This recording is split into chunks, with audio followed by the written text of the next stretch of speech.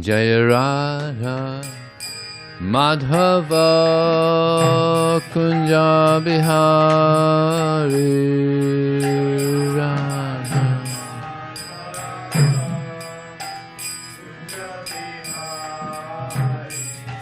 Jaya Radha Madhava Kunja Bihari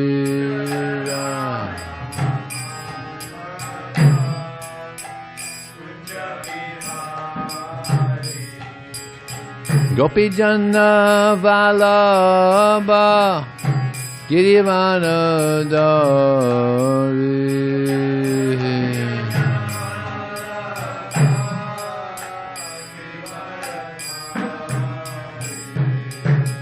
Gopi Jana Vallabha Girivana Dari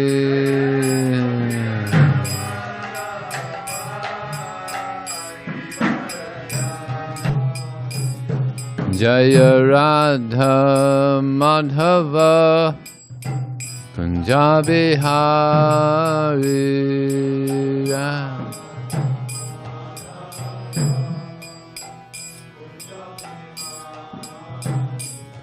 Jaya Radha Madhava Kunja Bihari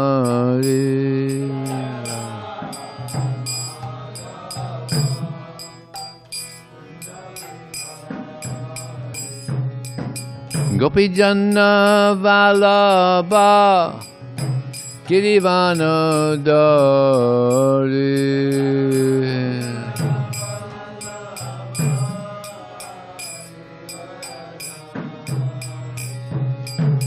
Gopi Jana Vallabha Girivana Dari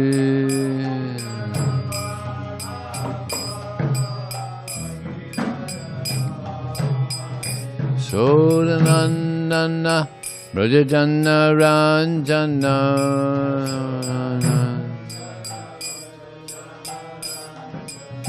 Yasodanandana Brajajana Ranjana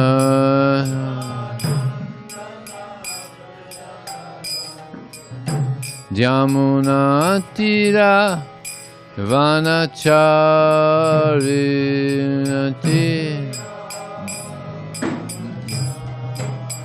Yamuna Tira Vanacharinati Jaya Radha Madhava Kunja Bihari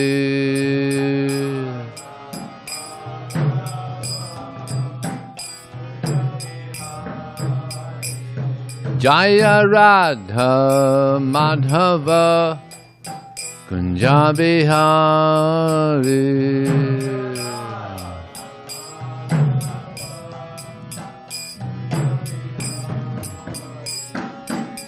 Gopi Jana Vallabha Girivana Dari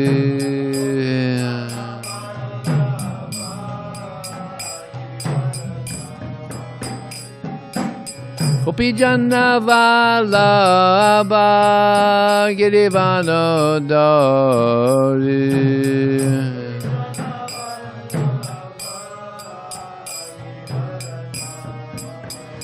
Sodanandana Brajajana Ranjana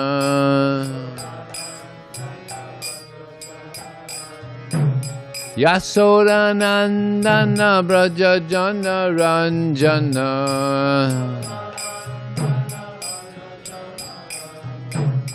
Yamuna Tira Vanacharinati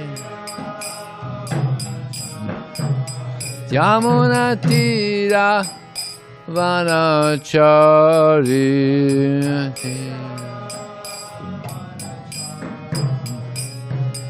Hare Krishna Hare Krishna Krishna Krishna Hare Hare Hare Rama, Hare Rama, Rama Rama, Hare Hare, Hare Krishna.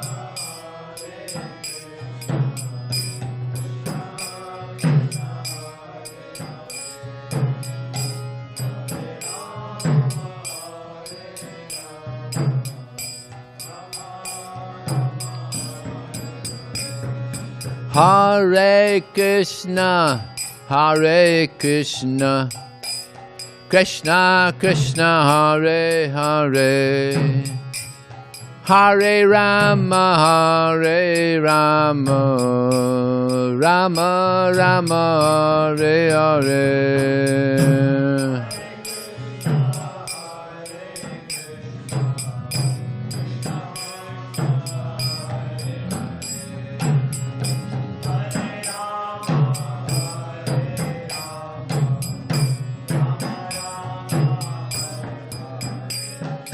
Hare Krishna, Hare Krishna, Krishna Krishna, Hare Hare, Hare Rama, Hare Rama, Rama Rama, Hare Hare.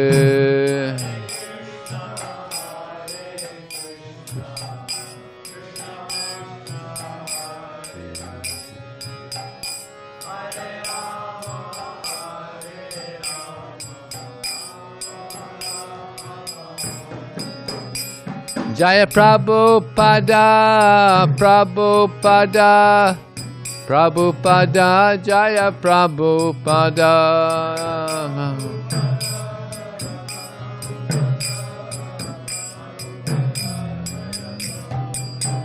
Prabhupada, Prabhupada, Prabhupada, Jaya Jaya Prabhupada.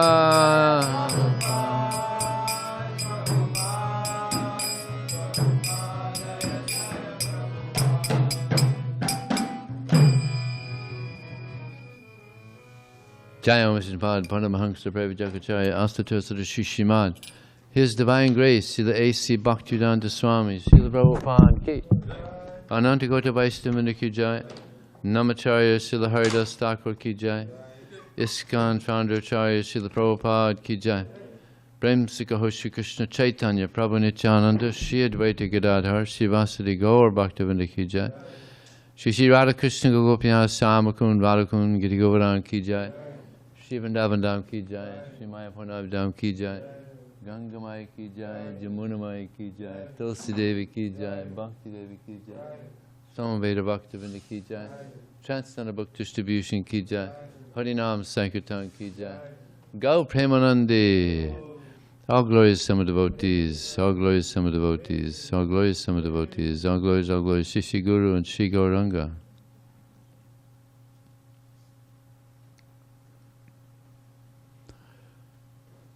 Om Namo Bhagavate Vasudevaya. Om Namo Bhagavate Vasudevaya. Om Namo Bhagavate Vasudevaya. So this morning we're reading from the Srimad Bhagavatam, Canto 5, Chapter 14, text number 7. Kvachit chachesha doshanid sadhanam purisa vishesh sam tadvarna gunan nirmita mati savarnang upadis sat yagnit kama katara ivomukha pisacham. Please repeat. Kvachit, sometimes. Cha, also. Asesha, unlimited. Dosha, of faults. Nishadanam, the source of. Parisha, of stool. Vishesham, a particular type. Tat, Varna Guna, whose color is the same as that of the mode of passion. reddish. Nirmitamati, whose mind is absorbed in that.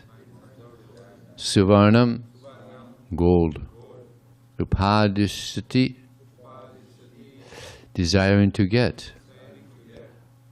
Agnikama, by the desire for fire. Katara, who is troubled. Iva, like Umukha Pisacham, a phosphorescent light known as a will-o'-the-wisp, which is sometimes mistaken for a ghost. Translation and purport by His Divine Grace, Srila Prabhupada Ki Jai. Sometimes the living entity is interested in the yellow stool known as gold and runs after it.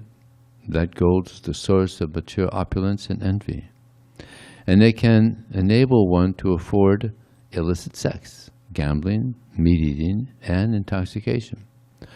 Those whose minds are overcome by the mode of passion are attracted by the color of gold, just as a man suffering from cold in the forest runs after a phosphorescent light in a marshy land, considering it to be fire.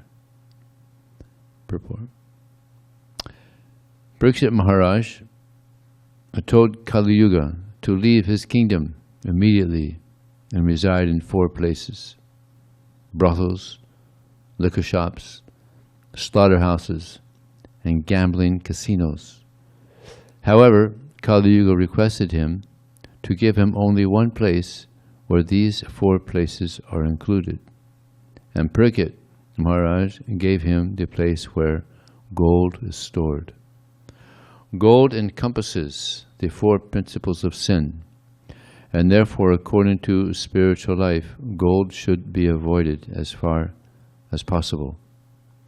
If there is gold, there is certainly illicit sex, meat-eating, gambling, and intoxication.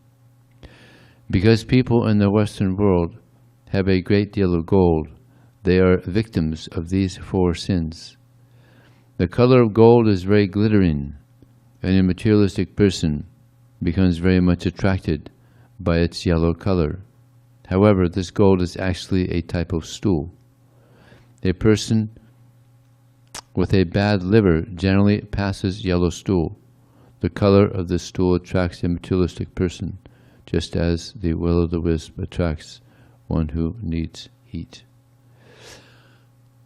Om Jnana-timirandasya Gyananjana Salakaya Chakshurmilitam Jena Tasmai Shri Gurave Namaha Mukam Krotava Chalang Pangun Lang Hayate Grim Yat Kripataraham Vande Shigurum Dinadaram Vanchikalpativjascha Kripa Sindhu Devacha Patitanam Bhavanebhyo Vaishnavebhyo Namo Namaha Jaya Shri Krishna Chaitanya Prabhu Nityananda Shri Advaita Gadadhar Sivasadi Gaur Bhaktivinoda Hare Krishna, Krishna Krishna, Hare Hare, Hare Ram, Ram Ram, Hare Hare. In this verse it says that sometimes the living entity is interested in gold. Nowadays it's practically all the time. Everybody wants money. It is said that the money is the root of all evil. And it's also said that the lack of money is the root of all evil. Because people don't have money, they commit crime to get money. And once they get the money, then so much sinful activity. But money can be utilized in wonderful ways. We have so many temples all over the world, hundreds of them. And we needed money to build them. And we have vehicles and we have so much facility all over the world bought with money. So money isn't bad. Money is actually, it's neutral. Just like a knife is neutral. You put a knife in the hand of a murderer, then you got to look out for that. It's dangerous. But the same knife you put in the hands of a doctor, a surgeon, and no problem, because he's going to use that knife to solve a problem that someone may have in their body. So money is actually neutral. It's not bad. It's not good. It can be good in the service of Krishna. So this example here, that gold is compared to yellow stool. Srimad Bhagavatam is quite radical. You have to use that example. As Maharaj says, Bhagavatam doesn't hold any punches. Yes.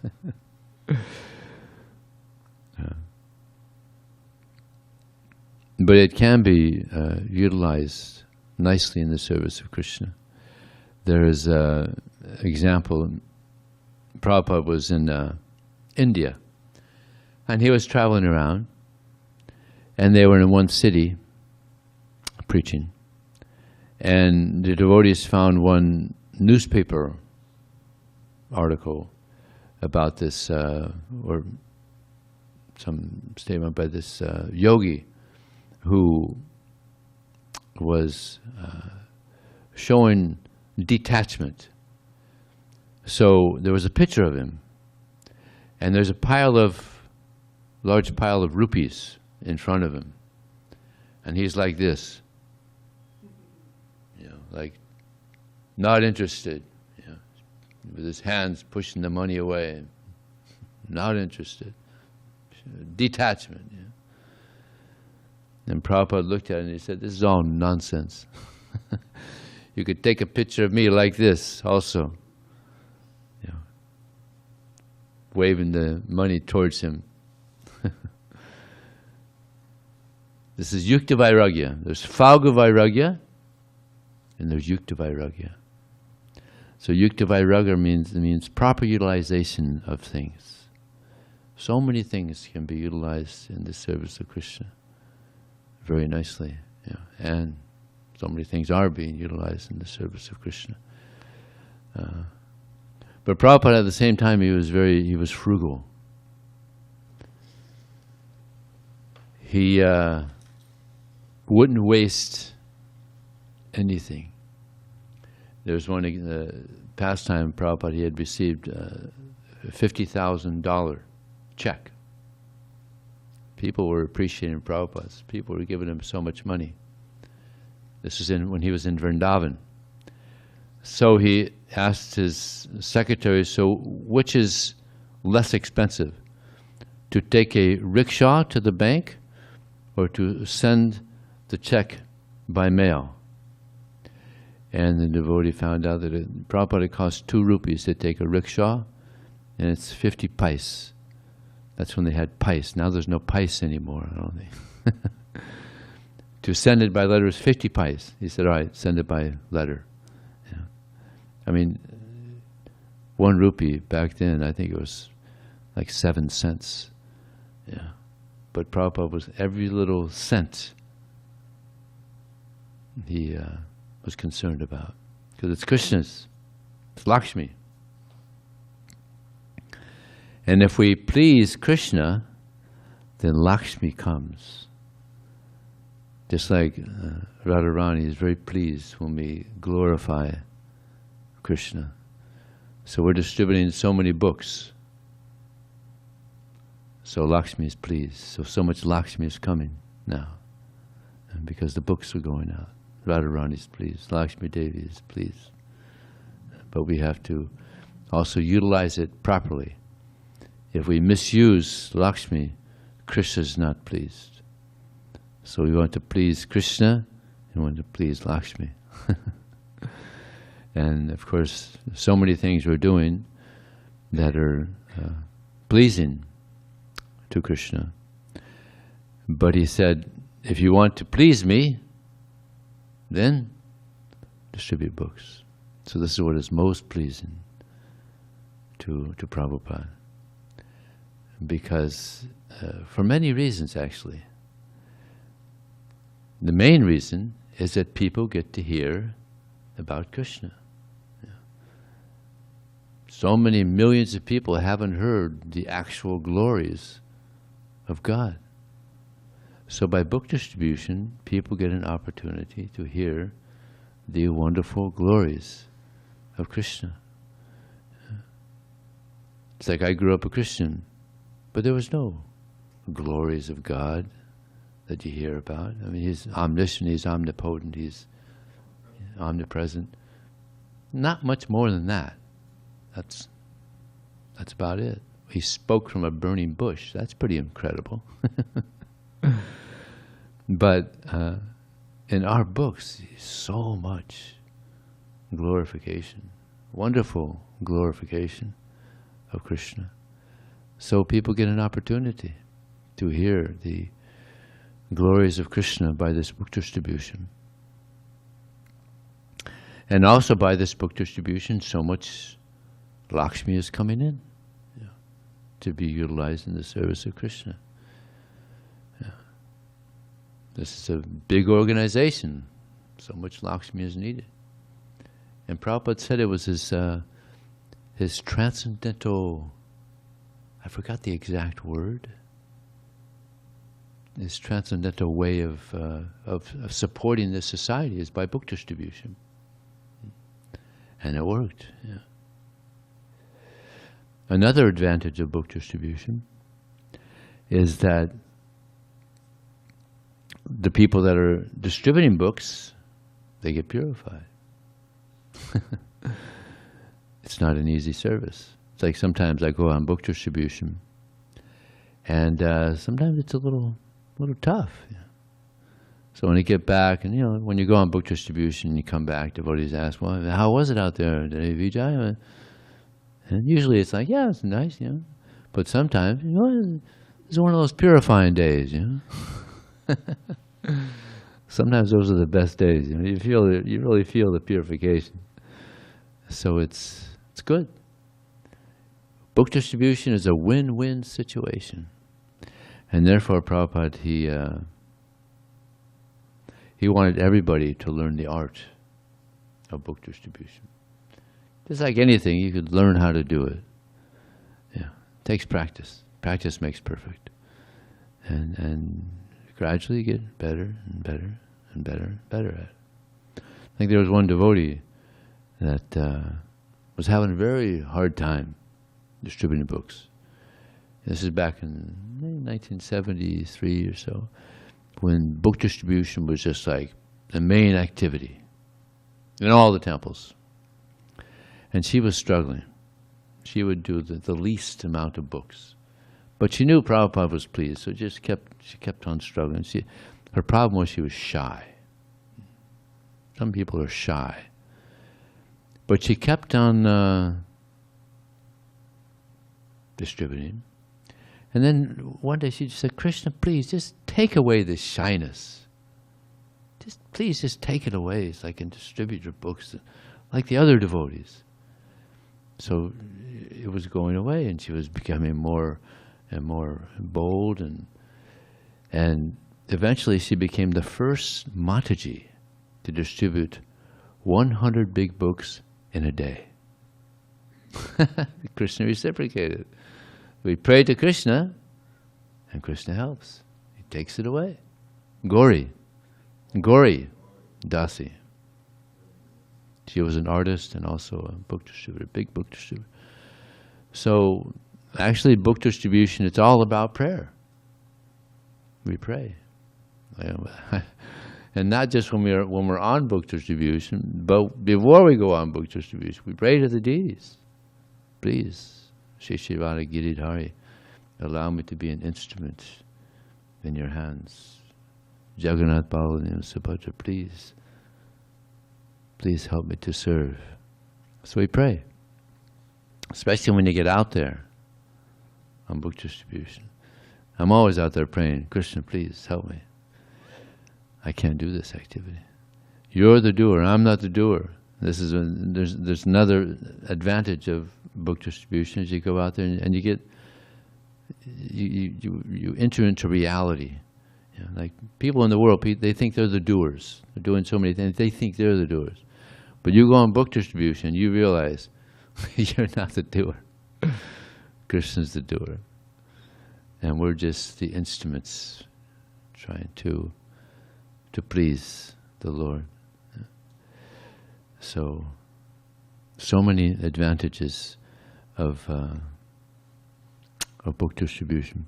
So in this verse, it said that from wealth one gets opulence. And when one gets opulence, quite often people become envious. Somebody becomes very wealthy, other people become envious of them.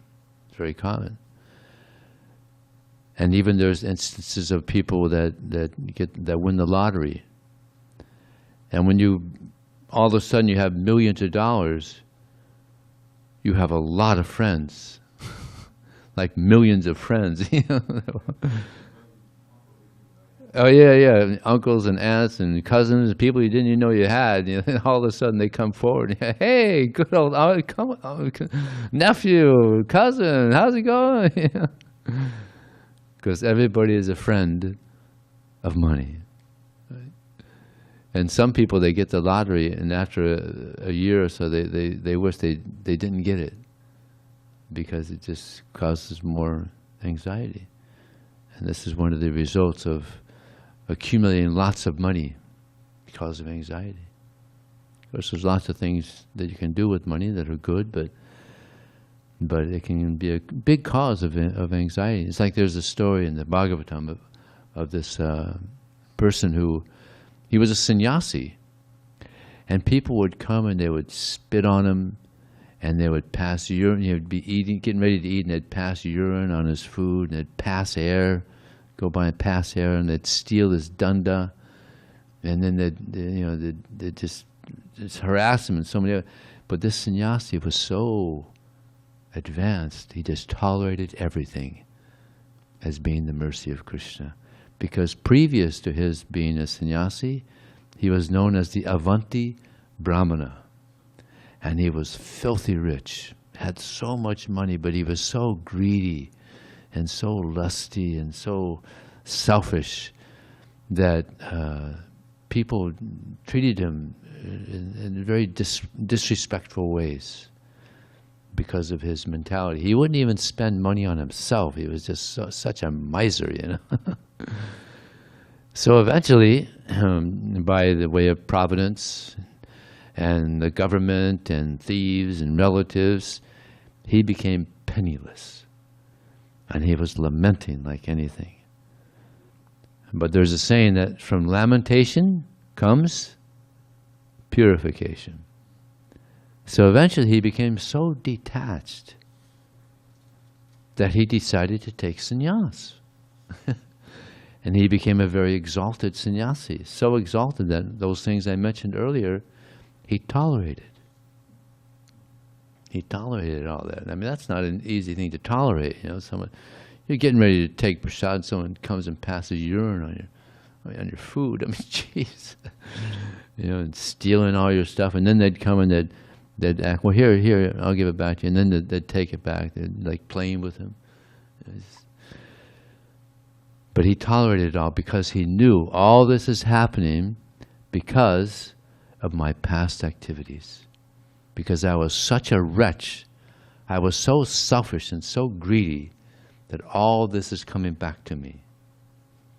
And therefore, there's that famous verse in the Srimad Bhagavatam, Tattena kampang susamiksamano bhumjani vamikritam vipakam Ridvag porvirvidham namaste jivete yomukti pade sadayava. Prabhupada says in the Nectar Devotion, this verse is the guide for all devotees. He says, always seek in your compassion, thus tolerating all difficulties as being due to my own past activities and always serving you with mind, body, and words. Such a devotee is eligible to inherit the kingdom of God. So whenever there's a reversal, a devotee thinks, oh, I deserve this. Actually, I deserve much more. But Krishna is very kind, and he's just giving me this little token of punishment. So difficulty is welcome, because this helps us to develop this humility. And in Kali Yuga, it's very difficult to become humble, because, as it is said, the pauper, even the pauper, is proud of his penny. Any little thing we do, we become proud of it. So therefore, Lord Chaitanya, he said, Tanadapi sunichina tarorapi sihistana amanina amanidena kirtaniya sadahari. And Krishnadas Kaviraj Goswami, he said that this verse is so important that it should be worn around one's neck, strung by the holy name. So these two verses are so important. This is by Lord Pamata Tena Kampung and thinking of oneself, Lord in the straw on the street. You see, if we think we're big devotees, then it's difficult to be respectful to others. And it's easy to look down on others, to criticize others, right? If we think we're a big devotee, right? But if we think that we're insignificant, then it's very easy to be respectful towards others. And we also won't criticize anyone. Because, you know, who am I? I'm just a little nobody. Who am I to criticize somebody else? So humility is the crown jewel of devotional service. Yeah. This quality is very, very pleasing to Krishna. In this pastime of Lord Chaitanya Mahaprabhu and Sanatana Goswami and Rupa Goswami, now these two devotees were very intelligent and very advanced, but they expressed themselves to Lord Chaitanya as just the lowest. You know, they had straw between their teeth, you know, just to exemplify how low they are. Yeah. And Sanatana Goswami said, Kayami, who am I? People they consider to be very intelligent, very educated, but I do not even know who I am. So they're very humble. And Lord Chaitanya said, please stop. You're melting my heart with your humility. So this humility is very pleasing to Krishna, very pleasing to Lord Chaitanya. And so how do we get this humility? By hearing. By hearing the greatness of Krishna. By hearing the glories of Krishna, we understand how small we are. By chanting the holy name of Krishna, we become purified and come to reality that I'm very small. How small am I? How small are we? We're so small that we can't even be seen with a microscope. If you put yourself under a microscope, a very powerful microscope, you can't be seen because the soul is invisible, can't be seen with any material instrument. That's how small we are. Can't even be seen. But now we have these bodies by which we become puffed up very easily. And we think that we are these bodies. But no. And this also helps us to develop this humility, is this awareness that we're the soul. This awareness that we're the soul within. What's interesting is that the father of modern philosophy, Socrates, without any guidance from a guru or without any scriptural guidance, he was able to realize that he was the soul within, which is pretty incredible. I mean, all of us, we heard from a devotee, or we read, Bhagavad Gita or Srimad Bhagavatam or some book or somehow we got some understanding that we're the soul within. And even though we're getting so much information, how many of us realize that we're the soul within? Even after so much guidance. Sometimes, hearing, thousands and thousands of times, we're not the body still. But Socrates realized he was the soul within. And he was teaching it to his students. And eventually the leaders came to understand that he was teaching this, and they didn't appreciate it because it's going against the grain of what was being taught in Greece at the time. And they told him, listen, you gotta stop this.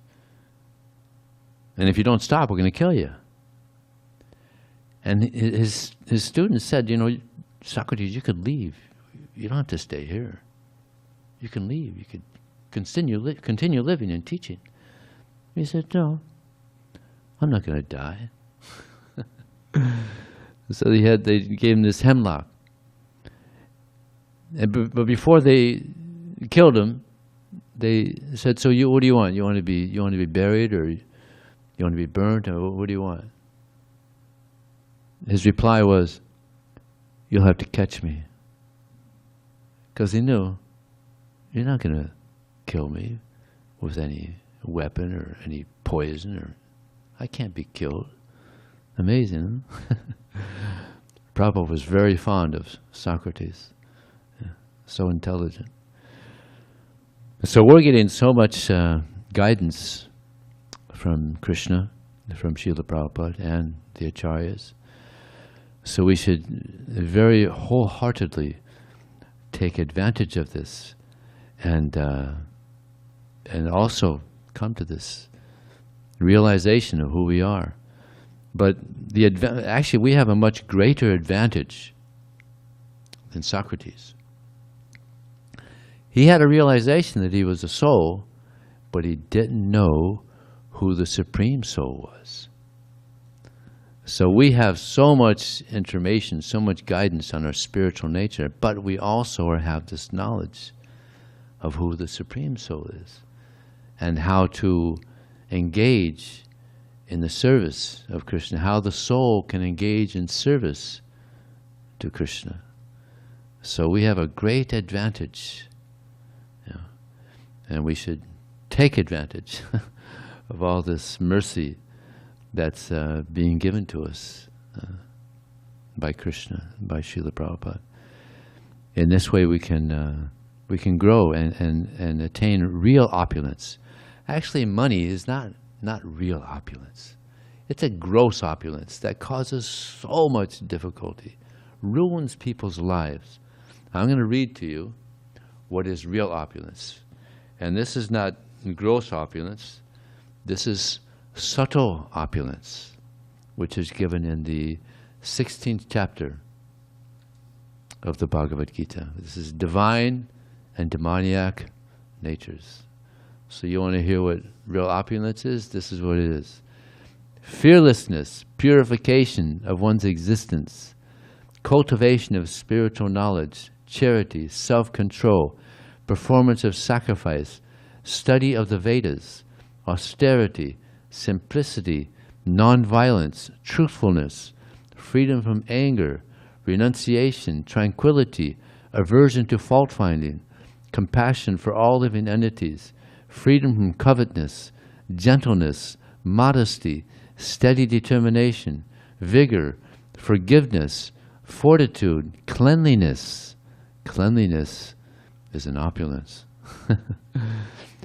And freedom from envy and from the passion for honor. These transcendental qualities, O son of Bharata, belong to godly men endowed with divine nature.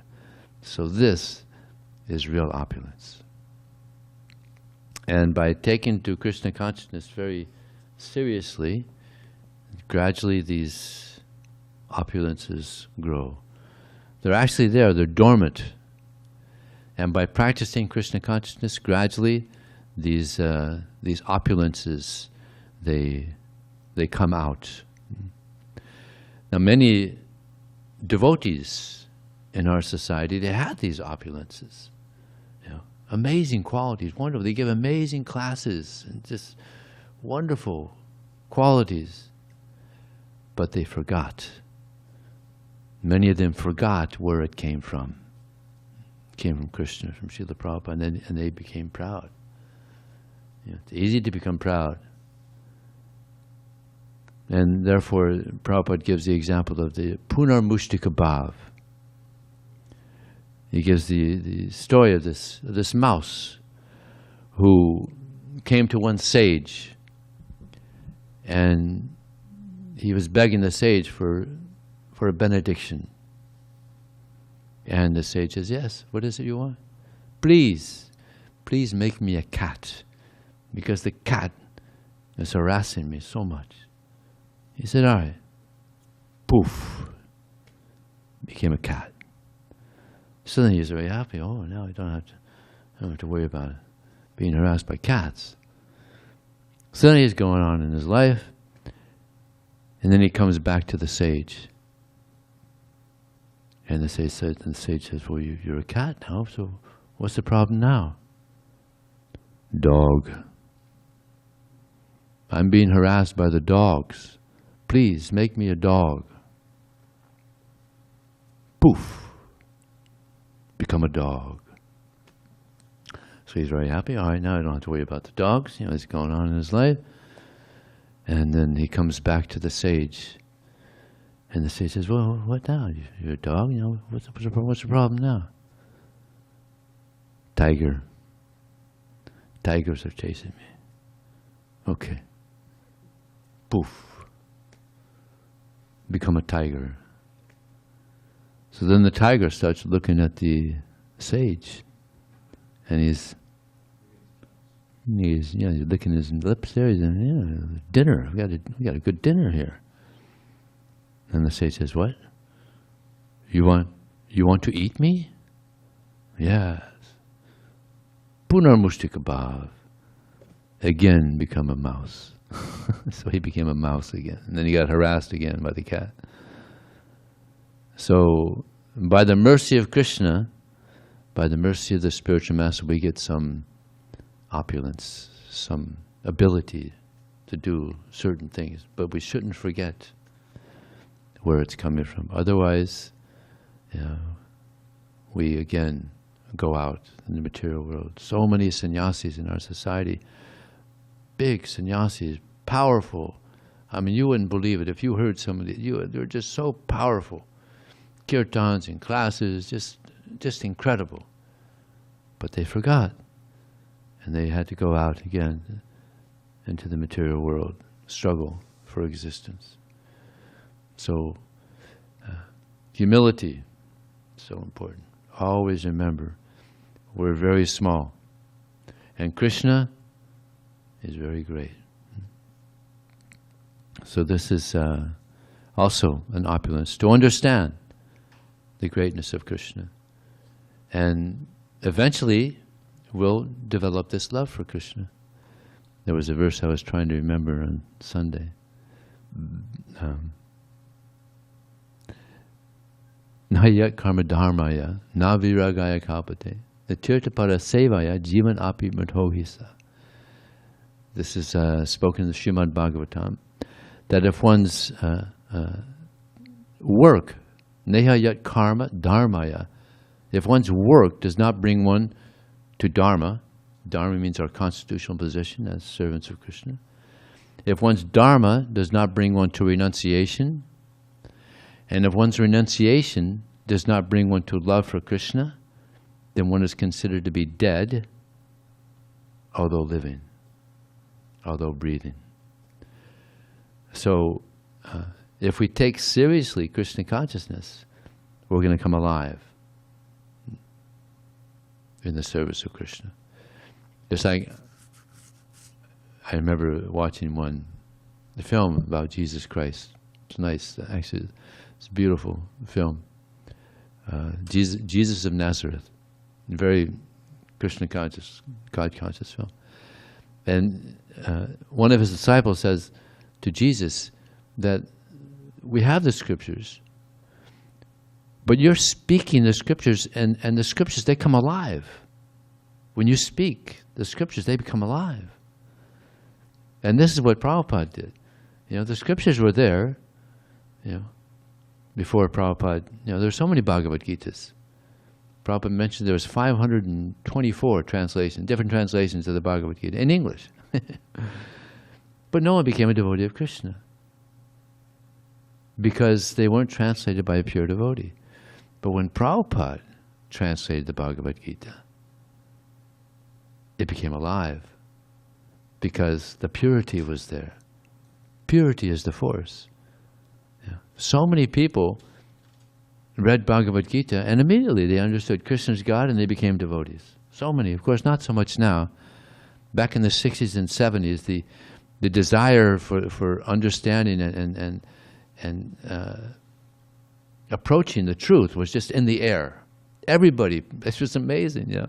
Yoga was such a huge thing, and meditation, and unfortunately ganja also came with that. Ganja, you know, marijuana came with from India also. But it was just in the air. People wanted to know what's the goal of life. Why am I here? They were inquiring about yoga and meditation. So so many people got Prabhupada's Bhagavad Gita and other books, and immediately they became devotees. Yeah.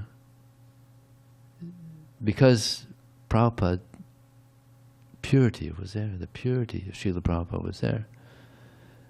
So now people are much more materialistic. You know, our yogas are, yeah, we know about yoga, meditation. Yeah. It's kind of old now. But still, there's people. I recently got a text message from a gentleman that got a book from me back in August in 21. And he said, this Bhagavad Gita, it's changed my life. Thank you so much for doing this. So now we're having email exchanges. And so I'll keep you in touch with how it's going. He got a book at Balboa Park. I don't know where he's from yet. I haven't gone, but somewhere in this country. I think he's in America. But there's a lot of tourists coming from other countries also. But that was the best text message I ever received. One time I got an email from a person who he said he had gotten a Bhagavad Gita from me, and he was having his initiation ceremony and invited me to his initiation ceremony up in Boise. So that was the best email I ever received. He got initiated. So that's the goal. Someone gets a book, and they read it, and they take it seriously, and they chant, and they get initiated, you know, and take to Krishna consciousness. This is the goal. So, on that note, is there any question or comment by our devotees here in the temple? Yes. Hare Krishna Prabhu. Hare Krishna Prabhu, I just wanted to... Yeah, after the inside questions, then we can have the Zoom, okay? Prabhu, I just wanted to let you know that we have Nirantara Prabhu with us in the Zoom today. Oh, Nirantara Prabhu. Dandavats. Hare Krishna. Yeah, he's muted. All right, this is maybe a little bold of me, but on Sunday we had this wonderful memorial from Madhusudan, you know. Yeah. And there was a devotee there. I think I mentioned to you, Suresh. Yeah. Did I tell you the rest of that story? I don't know if I told you. Go ahead. Okay. So I remembered him from 1976 when he was on the cover of Back to Godhead. And because I was working at Back to Godhead. And we went through that story of how we got on it. That was the whole thing, but that wasn't a book distribution story. But I first asked him, Suresh, are you that Suresh who was distributing in Watts? Yeah. So he told me that story. And we may have heard that, but there was a part of the story that wasn't told, that isn't in your book. And I'd like to, if you just... But part of that is in the book, right? Yes, that story. So maybe we could finish it off. Maybe we could, because it's not gone to the printer yet. Maybe we could add this, touch it up. This would be amazing. So but I don't know if you told it here, but if you did anyway, it's worth telling again. It's a short story. So he was distributing in L.A. I think he was part of the L.A. temple at that time. This is probably in the mid-70s. It had to be in the mid-70s. And so he was sent down to Watts, which is what they call the ghetto. You know, that it had been partially destroyed in '68 when there was all these riots and everything. So it was a tough area. Distributing in a dhoti and a kurta all day in a parking lot. And he wasn't collecting much. You know, people were very poor. He said he had a total of $20, $25 in change and everything. But that was, he was doing it, you know, distributing magazines probably. And so it's getting late. He was getting ready to go. And suddenly, a bunch of these gang members called Crips. Why they called the Crips? They would cripple their enemies. They were well known. So they surrounded him. And they said, well, okay, we've been watching you. You know, we know you got so much Laxmi. They didn't say Laxmi, obviously. And so give us the money. They said, no, I can't. This is for Krishna. You know, this is my spiritual master. We're going to beat you up. You know. I said, no, I can't. So they started beating on him. And I wish I hadn't heard before. So then he told me, this is right over here, standing. He said, he lifted his hands up and closed his eyes and he just played, Lord Nrsimha, Lord Krishna, I don't want to give this money, please, it's for you. You know, he just fully surrendered, probably at the top of his lungs. And after a few seconds, you know, they weren't beating on him anymore, so he opened his eyes to see what was going on. They were all gone. And so, but he was a little beat up, so he went into what would today be a CVS, you know, like a pharmacy type thing. And as soon as he went in there, the clerk behind the desk, behind the counter, he saw him, and he cowered down in there. He was like this. Like, he had seen what went on in that parking lot. I don't know if they were vaporized, if he suddenly turned and brighter than the sun or something, whatever. There was something there that was spectacular that, you know, he didn't ask him, he didn't find out. That was just the end of the story. And then just there's one more, it'll take a minute. So he was sent out to distribute in L.A., and he was out there, and the clouds were threatening rain, you know. So he prayed to Indra. He said, Indra, don't stop the Sankirtan. I'm trying to serve Krishna, or something like that, you know. And the rain didn't come. He was able to distribute all day. Then he went back to the parking lot to get to his car. The car was wet. He said, oh, it must have rained over here. Went down to the temple, and he asked the boys, how'd you do? How'd we do? It poured out there. Everybody came back. No, everyone was, what happened to you? So it didn't rain where I was. So wherever he was. I have another. So these kind of miracles happen sometimes. I have another Sankirtan story for you since you started it. It was mentioned that Narendra is listening now. He told me that he and Brigapati Prabhu, they used to go on book distribution together. And they went to one concert. And this was an inside concert, I believe. And Brigapati went right up to the stage and he handed a book to the singer. And he said, oh, science of self-realization. And Brigapati said, yeah, we just asked for a donation for it. He gave a donation. And Narantar's up there on the top, you know, he's in the back. And he said, I can't believe it. Brigapati is completely off the mental platform. And Mahotsa, he's another person just completely off the mental platform. I mean, they're out there, not only him, he's got these other devotees around there. They're also, you know, it's just common thing, you know, distribute a Saptarisi, $50. I mean, that's like a pretty rare thing to happen on Sankirtan, but they're just regularly doing this, you know. They're just like, this is Atlanta, Georgia, doing huge. You know, he's just got his whole transcendental army there of distributors doing unbelievable, something that's never, it's unprecedented. Never before has this happened. And there was one time when he was distributing, this is the day that he did 1,100 big books. He's got the world record there. He distributed 2 Srimad Bhagavatam sets, I think he said in like 10 minutes. And, you know, they didn't know anything about Krishna. You know, that's $300 each. That's like, you know, $600 in 10 minutes. Yeah. It's like inconceivable. So this shows you what can be done once you get off the mental platform. The mind is a problem. The word, his name is significant. Mahotsaha. Mahotsaha means great enthusiasm, or the servant of the one with the great enthusiasm. But they're all Mahotsaha. I mean, they came here, you know, the 6 of them, the 6 or so, and everybody's fired up. Yes. Okay, anything else? Prabhu, I got the message from Nirantara Prabhu. He said that tell Vijay Prabhu the story is correct, but it was Krishna book, not Science Krishna of book. Self, yeah. Okay, I wasn't sure which book it was. Thank you, Nirantara Prabhu. We're all looking forward to hearing your classes. I think you're going to be coming here and giving Srimad Bhagavatam classes while Balaram was gone. So we're all looking forward to it. Yeah. Okay, thank you very much. Srila Prabhupada ki.